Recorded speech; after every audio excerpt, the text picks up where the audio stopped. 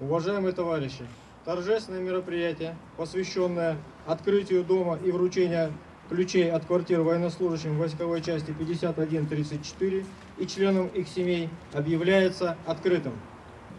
Уважаемые товарищи, уважаемые родные и близкие, друзья, сегодня мы здесь с вами по очень торжественному и очень знаковому событию. У нас сегодня здесь, в Сыктывкаре, вручаются ключи военнослужащим внутренних войск. Я искренне хочу поблагодарить командование внутренних войск МВД России за столь трепетное отношение к военнослужащим, за состояние души, семьи.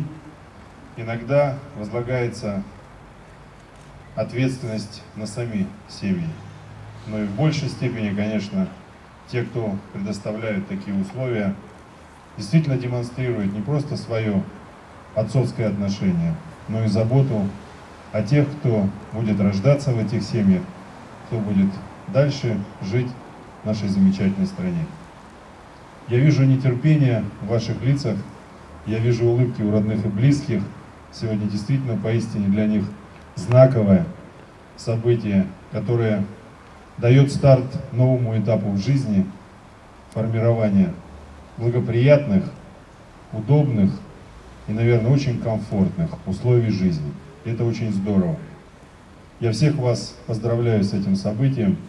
Я желаю вам очень мирной и, по сути, беспроблемной жизни. Чтобы ваша служба, она была трудна, но ни в коем случае не опасна. Чтобы вы всегда возвращались домой, чтобы всегда дома вас ждали жены, родные и близкие, чтобы квартиры наполнял смех детей и счастливое будущее ваших домочадцев. Желаю вам всего самого доброго, служите верно и будьте достойны присяги.